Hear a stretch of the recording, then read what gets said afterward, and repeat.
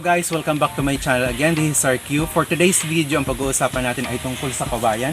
Naisip ko na i-topic ang kawayan kasi ang halaga nito ngayon ay 420 pesos. Ibig sabihin nakakaroon na ito ngayon ng market value. Maraming uri ng kawayan dito sa atin guys, pero tatlong uri lamang ng kawayan ang madalas na ginagamit sa atin. Depende kung paano natin itong gagamitin. Ang isang uri ng kawayan guys, tinatawag na marubal. Ito ay hindi gaanong matibay, kaya ito ay hindi gaanong ginagamit. Pero may mga taga rito sa atin na ginagamit itong pangtukod, pangbakod at iba pa. Isa pang uri ng kawayan guys yung tinatawag nating guhi. Ang guhi ay ginagawang mga salaset kasi ito ay napakatibay.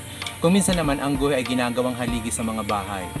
Ang butong naman guys ay madalas na ginagamit para gawing mga upuan sa mga kubo. Katulad nito, ito ang tinatawag na butong. Ito yung may mataas na market value.